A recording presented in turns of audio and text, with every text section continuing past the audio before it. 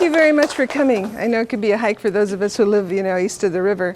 What can I say about, that doesn't take, 2 hours or 3 hours or a day to talk about as being a woman in the Chicano Art Movement. The very fact that when you look around the room and when you look at the brochure, there are less than a dozen women that are participating in the show and have participated in some of the other PST shows, I think illustrates the fact that women were present, and their role, I think, was not as well recorded as it might have been because they were women. I think one of the things that still fascinates me, and there will be a show that is part of the PST that opens at the Arena 1 Gallery in Santa Monica in February, called Breaking Into Provocative Images of Motherhood. There are artists from, I think, 4 generations, women of color, white women, all talking about being an artist and being a mother. And I think that is the one thing that impacts women artists that male artists never have to deal with. The choices that you have to make about your career versus your obligations to family and children are frequently those things that you give up are the career, obviously. Men never have to seem to explain a gap in their career, or if it's a gap that you can attribute to, some kind of personal failing, an issue with drugs or alcohol. When a man comes back, there's a perception that he's overcome this, this demon, and now he's back and he's strong and he's working again. I think when a woman comes back from raising her children, there's a kind of a ho-hum about, well, how serious could she have been had she stepped out to take care of children. I'm not beating up men. I mean, I love men. I was married to one for 30 years, and I'm not anymore. But women are treated differently, and what I hear from young women artists today, are the very same things that we had to battle against as women, part of a social political movement. And not to beat up on Chicanos, one of the things that was kind of layered on top of those kinds of issues was that we were just one generation away from our grandfathers and the very kind of paternalistic machismo, kind of male-dominated head of household perceptions of how women's roles, figured into the universal plan of the family and the community. And the men that we dealt with, although they were attempting to evolve, and I've always given kudos to my friend Carlos Almaraz for being the most evolved, because he consciously worked towards integrating women. It was his idea that I joined Los Four, and there was a huge fight that I wasn't privy to, but I heard about it later, when the others finally gave in and said, okay, we'll let her in. And of course, the remark was, I think the kind of thing that turned the tide was when, and I could never really find out who said it, but I have a suspicion that when they saw my work, I took a portfolio, they looked at it, and somebody said, oh, wow, yeah, she's really good. She draws like a man. So maybe that convinced them that I should be a member of Los Four. But, I don't want to, harp on it being tough. I think as women, the women who are standing here all know, whether you're a very young woman or a woman from my generation, being a woman is still, I had a wonderful mother. She was one of the original Tiger moms. She was amazing. And she was very blunt, with me. She said, look, you have 3 strikes going into anything you want to do. You're a woman, you're poor, and you're Mexican. So that means you have to work twice as hard. And I think that, even if you take out the Mexican factor, I think women still have those other things, about, to find their place, to earn their place, and they earn their place. Probably they have to pay more dues before they earn that place. But, and the women in this show, the ones who survived to have significant careers, paid incredible prices. I remember having a conversation with Patsy Valdez shortly after I moved back to Los Angeles, where she said, to me, and it was really heartfelt, that, she had foregone, marriage and children to forward her career. And there was a certain amount of regret in her voice, and I thought, my gosh, I made the other choice. And there are times when I thought, when I lived in Chicago, how stupid was I, that I didn't, fight harder to keep, my career alive, until obviously in the last several years, it's exactly what I've been doing. But I think women are forced to make those choices, and the women in this room represent women who have spanned, 4 decades in terms of the work and the influence. So I want to, pay a small homage, because these are women that I know, women that I still know and that I respect a great deal. So why don't we start with Mechicano? Talk about a macho place. Leonard Castellanos is he's about 70 now. He's just an incredible guy, very handsome, very rugged guy back in the day.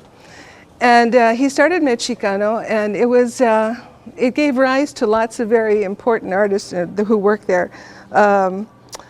Let's see, Carlos Almaraz, John Valadez. Did you print with Mechicano back in the day? Raul de la Sota, who's also an artist from our fabulous artist from our generation.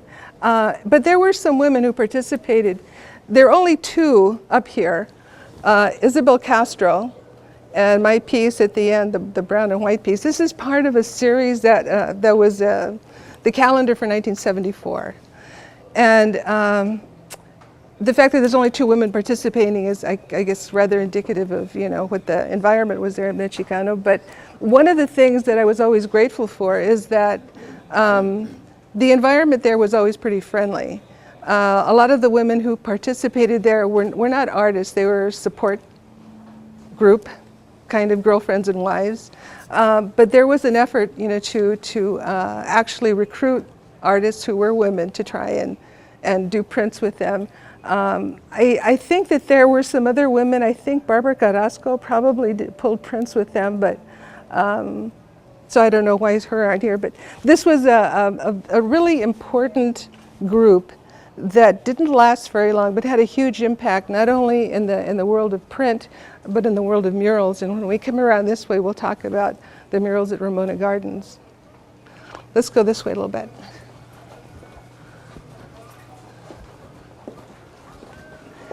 In this case, I was just looking, there's some interesting stuff.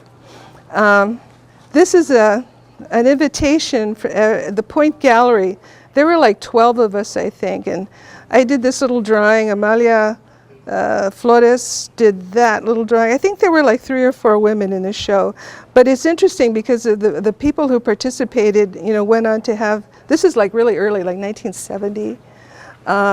Women worked on this. I worked on this publication. Barbara Carrasco, Dolores Cruz participated in publishing this. You can see Linda Vallejo, my old friend Linda Vallejo, who's also, got a fabulous career, and she is represented throughout the show.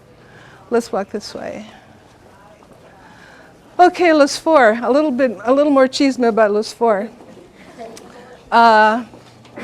Gilbert Lujan, Carlos Almaraz, Frank Romero, and Beto de la Rocha, who is the father of Zach de la Rocha, who some of you may know. I think the most fateful thing that ever happened in my life as an artist was meeting Carlos in 1972. I started graduate school at Otis Art Institute that year, and I had spent the last 2 years of undergrad there. And when I walked into the graduate seminar room, there was this guy that I didn't know. He hadn't been with us for undergrad.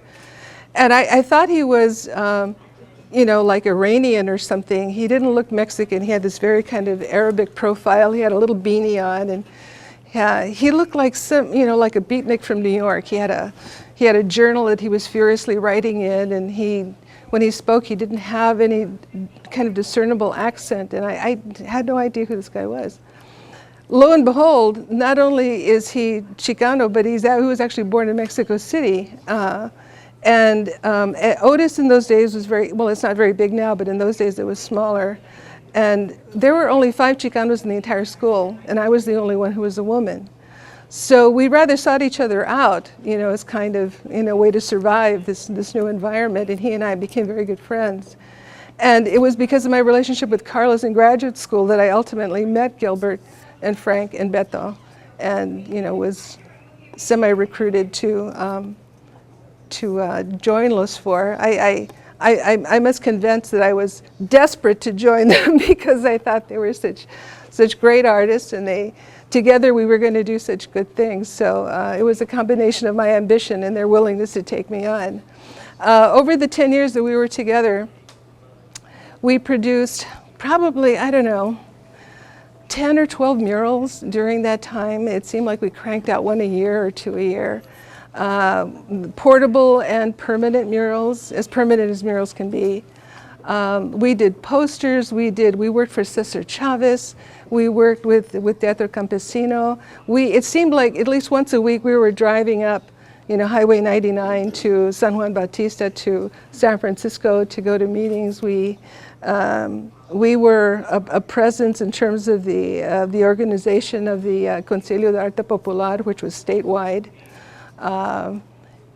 which is really funny. If you've ever tried to organize artists, it's a lot like herding cats.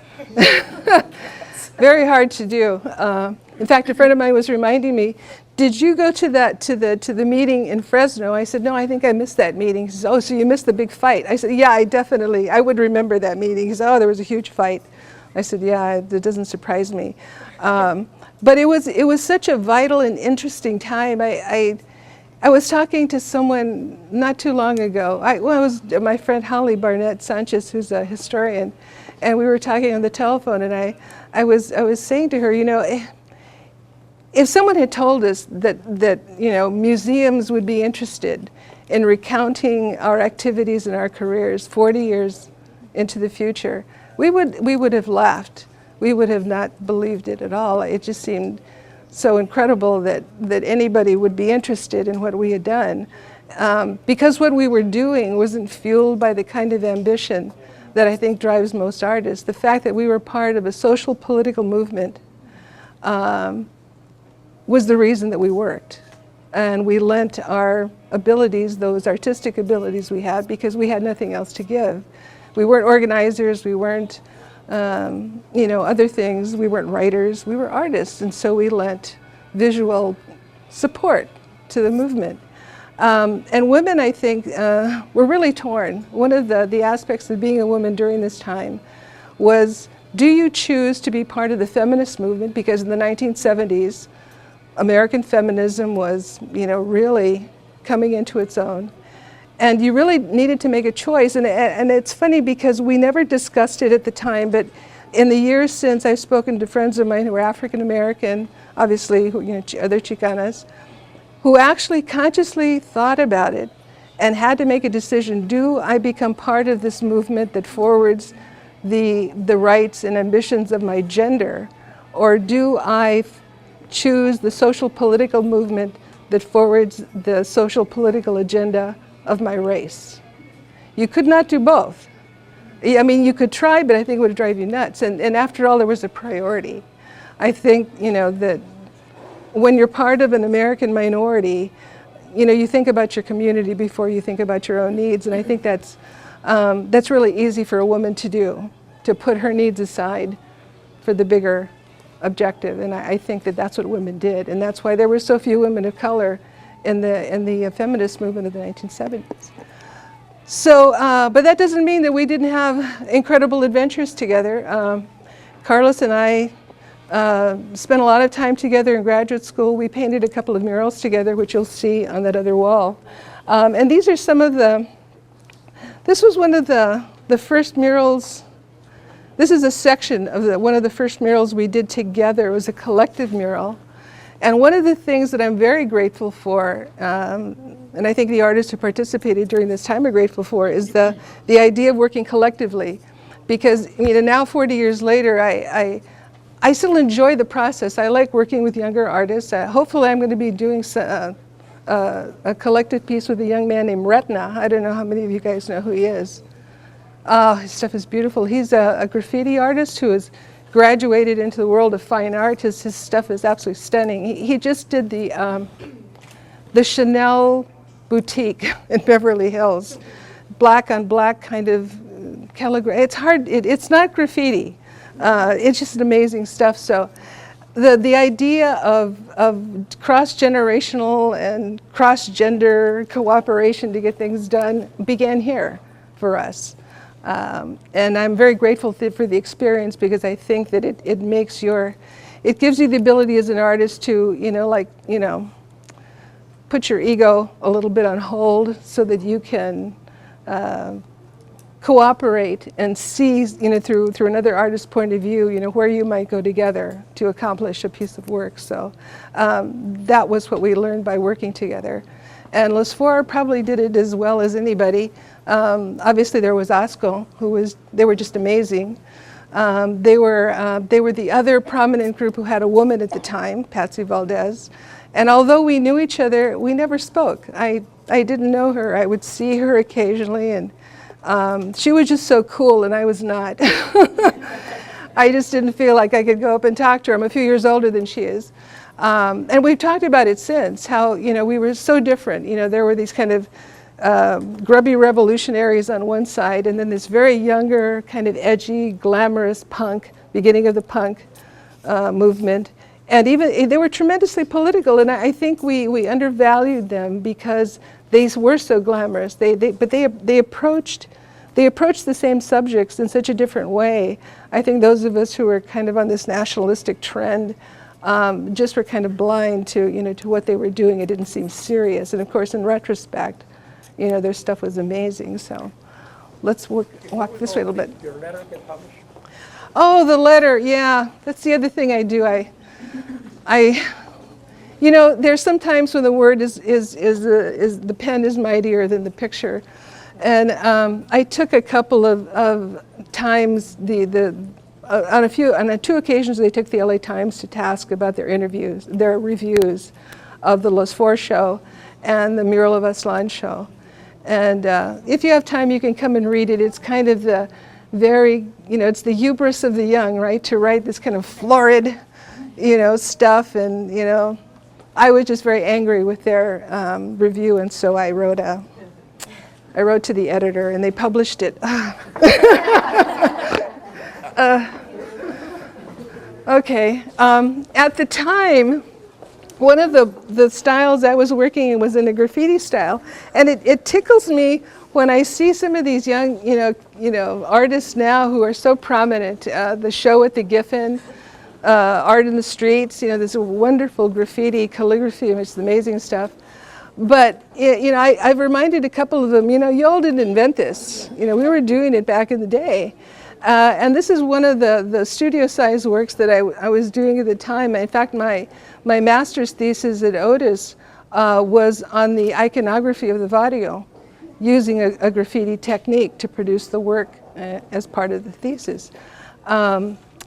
And I think that's the first time that somebody tackled that subject in an academic way. That was like 1974. Obviously, I don't work like this way anymore, but it's. I think it's the idea here was not only was the content, but the style was part of the whole political statement for me. To set it apart from mainstream art as much as I could. It was completely Chicano made, conceived, and produced. And so anyway, let's go on. Okay, Judy Baca is, probably most of you, if you don't know her name, you have seen her murals. All of us are familiar with the Great Wall. I worked on the first part of the Great Wall in 1976, the very beginning, the front end of it. There have been several women artists who have worked, and because the mural is how many miles long? 6 miles now? And it's been like 25 or 30 years that they've been working on it. So in that time, one of the things Judy has done is to incorporate many, many, many women artists. Obviously, she doesn't paint all this herself. And so have been many women artists who have contributed to the Great Wall. It's an amazing accomplishment, and she has spent her life, focusing on murals and painting them in Los Angeles. Recently, though, I know and I hope I'm not getting this wrong, Spark has decided to change their mission, and they're going to be focusing on the preservation and the documentation of murals. So I don't know how that's going to affect the mural painting, although I know there are lots of young artists who are anxious to get back to work. And I don't know how many of you are familiar. They're changing, they will be changing the language in the ordinance that has prevented murals from being painted on private property in Los Angeles since 2002 or 2006. It was a stupid law, and they know it, and so they are changing it. And very soon there will be murals blossoming all over the city, hopefully. So, but thanks to Judy, you know, she's certainly set a standard, you know, for muralism, and her group Spark documents murals, and you should take a look at their website. It's really fabulous.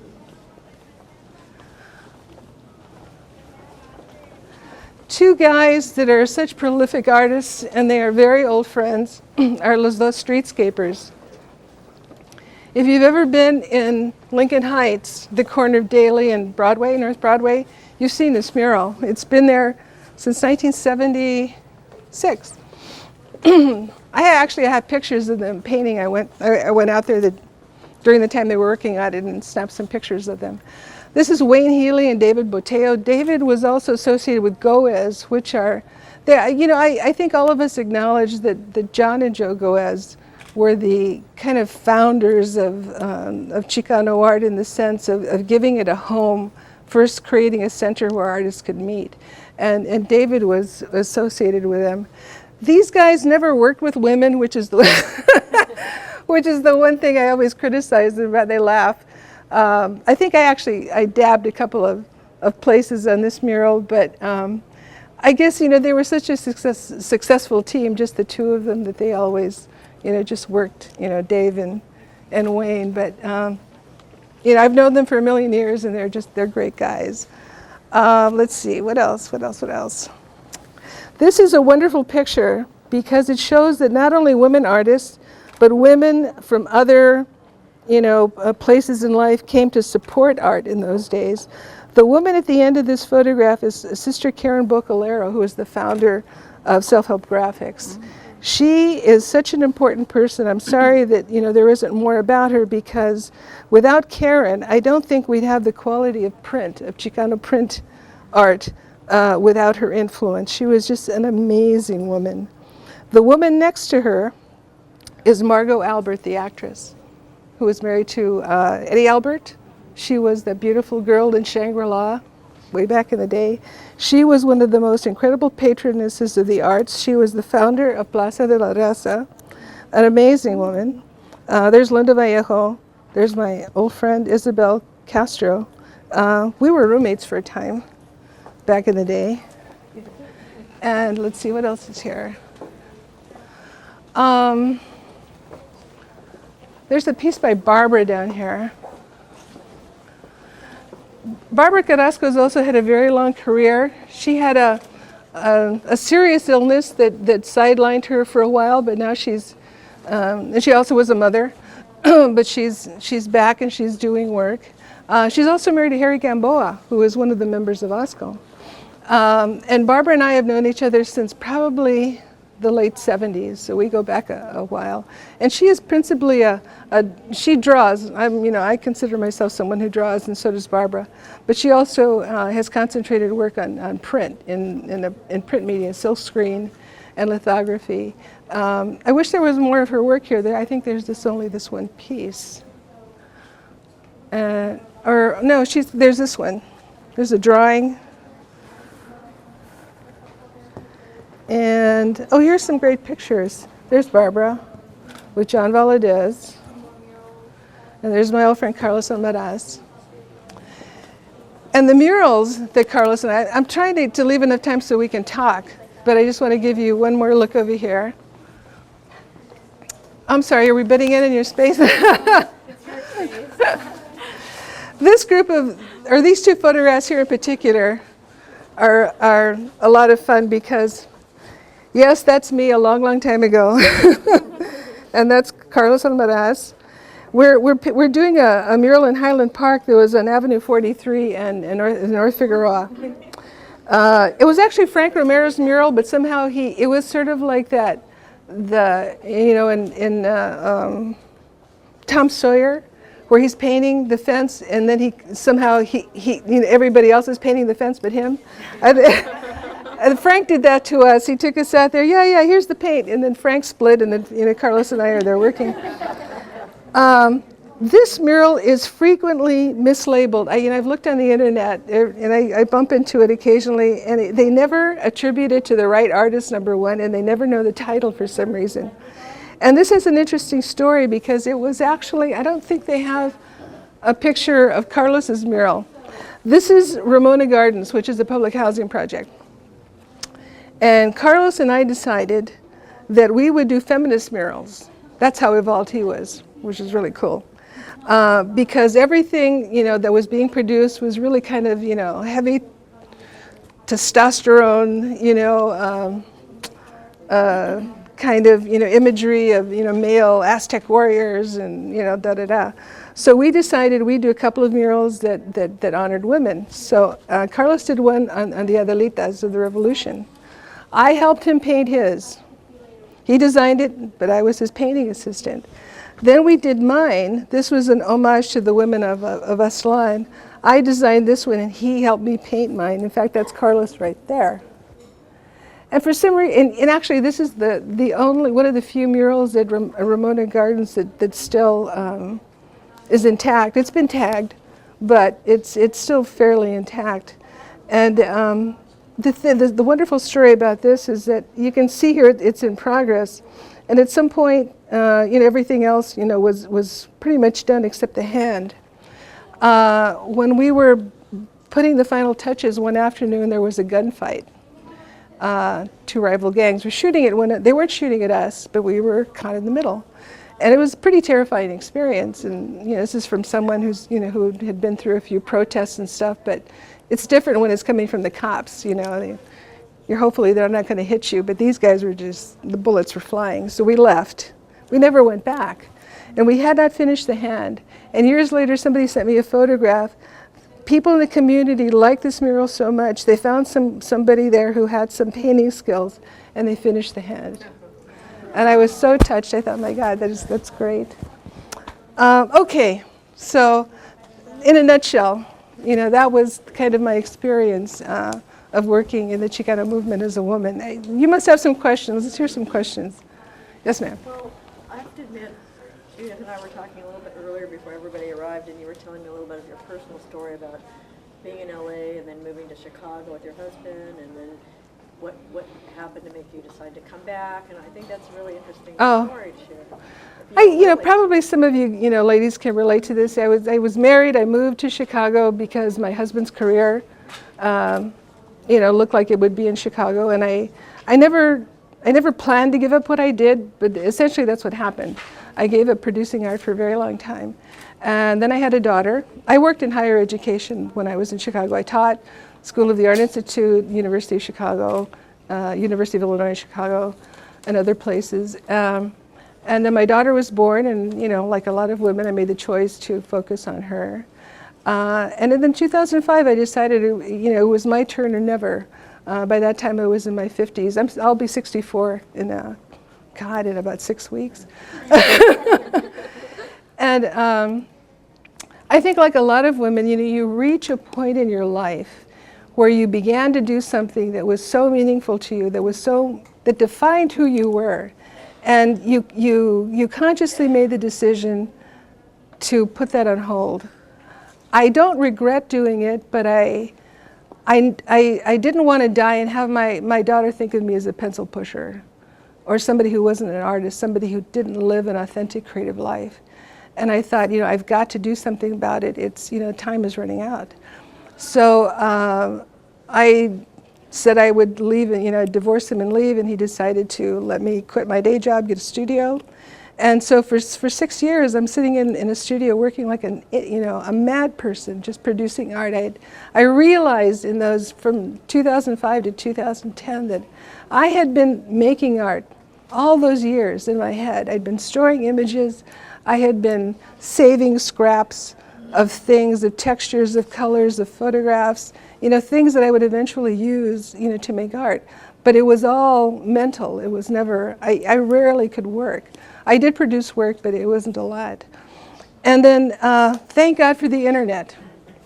I thought, this is great, I'm working here, but as far as California is concerned, I'm dead.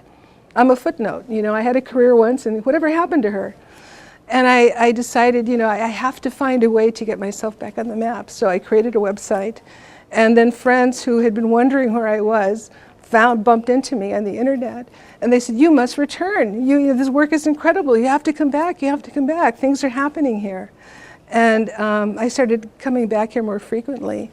And for those of you who have always lived here, you probably don't sense it as much as I do. But when I left in 1984, Chicanos were still very much a minority. The only time you saw our faces is when you were being served food, or someone was pumping the gas in your car, because people still did that in those days. And when I got back, the whole city was moving to this Latino beat. I mean, I could feel it. I could see it. I would go places and I would see all these brown faces. I'd be looking for the white face. I mean, I'm sorry, no offense, but it was such an amazing thing for me, because in Chicago I lived in a white world. And I thought, my God, maybe the time has come, because I remember hearing people say, well, the 1970s, are the decade of the Chicano. That didn't happen. Okay, the 1980s, the 1990s, and it seemed like it never happened. And then finally, when I started coming here in the mid 2006 and 7, I thought, maybe it really is going to happen. And when I did come back, 2011 was just amazing. I thought to myself, I think we have finally kind of punched through on a certain cultural level. The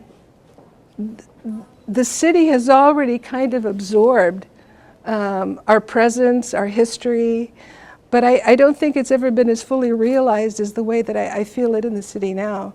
I wish the economy were better, because it'd make all of us feel a whole lot more secure about where we're going. But I think on a cultural and political level, it is so wonderful to see Latinos, Spanish surnames in positions of influence, who are patrons of the arts.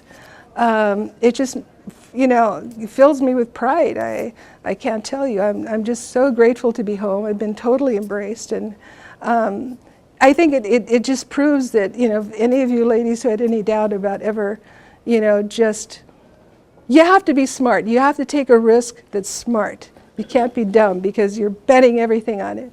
But if you're willing to work really hard and you want to risk it all, it can work. It can work. I think my life the last 6 years have proved that to me. And that goes for men too. I know men go through things that are, horrendous, terrible things happen to them, and you have to overcome those things in life.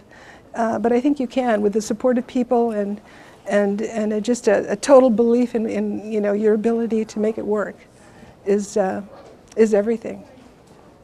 Any other questions? You mentioned upcoming in February, there's something? Yes, in February there will be, it's a show called Breaking Into Provocative Images of Motherhood. Shameless piece of promotion here. If you go to my website, you can, the information is on my calendar. My event calendar. If you just put in Judithe Hernandez, usually the website will be the first thing to come up. Judith has an E on the end of it, by the way. Any other questions? Yes, sir. This young man is one of my collectors, by the way. Hi. I'd like to collect more pieces as well. Beautiful work. You mentioned you think in series. Can you talk about some of your series? Oh, the newest pieces that are up on the website, if you go to my website, there are the newest additions to the Juarez series. I have always been a political artist, and it was interesting. I was having this conversation last night with my friend, the historian Holly Barnett Sanchez, saying, she had seen this show and said, your work is so different. The approach to your subject matter now is, has matured. Obviously, you've gotten better just from you've moved your skill level along to a whole other place from your 20s, to your 60s. But she said, I thought it was something very interesting. She said, your work has the ability to make a subject that is very hard, very difficult to think about, grisly, the murders of these young women, and yet be beautiful and beautiful enough to have people to capture, what did she say, to capture someone's interest and it was compelling enough to hold them there so they could think about what it is you were saying. And as an artist, I don't go through a lot of self-analysis. I think that's one of the things that I learned long ago about myself. The more open I am in the studio, I don't really think a lot about it. It's just sort of, it's in there somewhere, and I just let it happen. But I thought to myself, I think that that's one of the things that is different from the work that I did as a young woman, which is very kind of blunt trauma, to the head. Think about this. This is the idea. And now, as someone who's, in their 60s, I want to bring people in, to bring them into an idea that can be very hard to think about.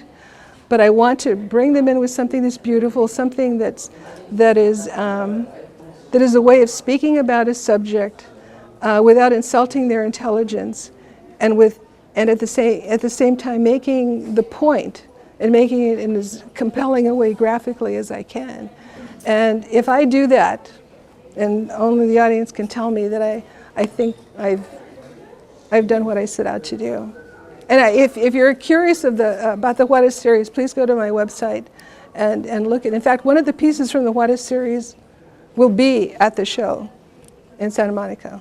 Yes. So with all the challenges and the other things that you've overcome, now what are the challenges or the things that you see? Well, gosh, I'd like to meet a nice man who has money.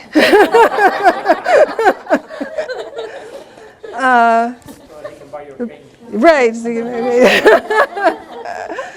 But my challenges now are, there's so many, and they all have to do with work. I may have so many ideas. And as much fun as last year has been, and doing these kinds of gigs are, it pulls me away from the studio. And I just, I love what I do. I feel so blessed. And people ask me, when did you decide to become an artist? I am one of those incredibly lucky human beings. From the time I left the womb, art was the only thing I ever wanted to do. I was never conflicted. I never had to think about what should I major in. I mean, and it's a way of life, and I can't do it enough. I mean, there are not enough hours in the day, so. Do you think the things that you've fought to overcome then were more gender or more cultural? Well, that's a really good question. I think it was kind of equal doses of both. Although I had a very different home life. My mother was college educated, which was very kind of unusual, for her gender and her ethnicity. And that's why, we didn't have the term tiger mom, but that's exactly what she was. We used to tell her that she was the world's tallest midget because she was like that big. But she was, my brother and I were her mission in life. And I think without that influence, and that's why, women are so important.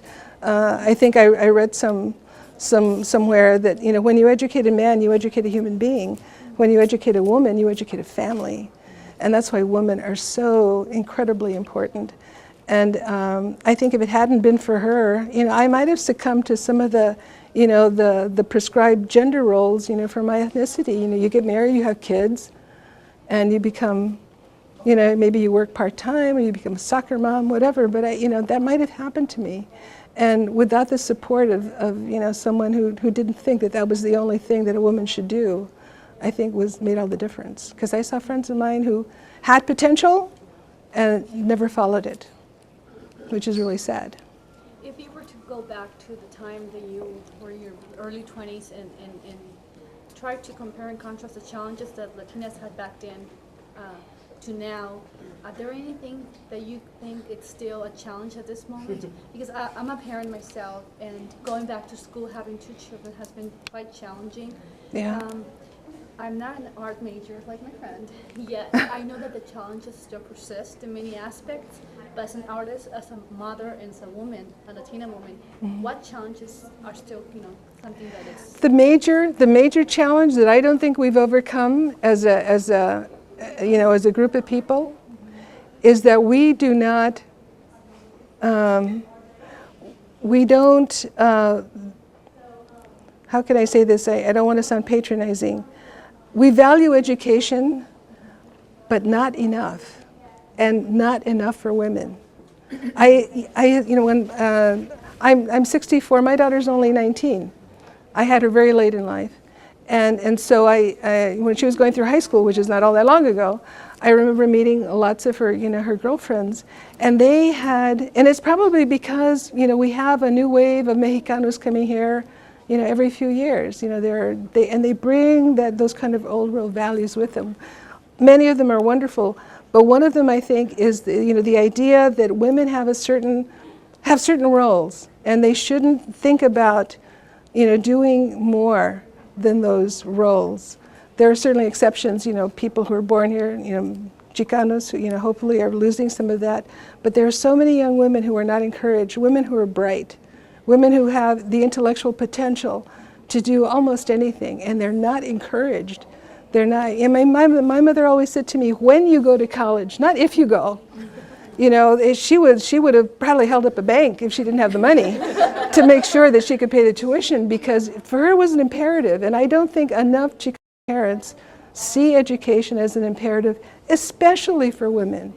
I mean, if you get married to a jerk and finally divorce him, and you've got the kids, we know the kids don't go with the guy, you've got to support a family, you're a single mother. How many single mothers do we know? I mean, I'm not telling tales out of school here.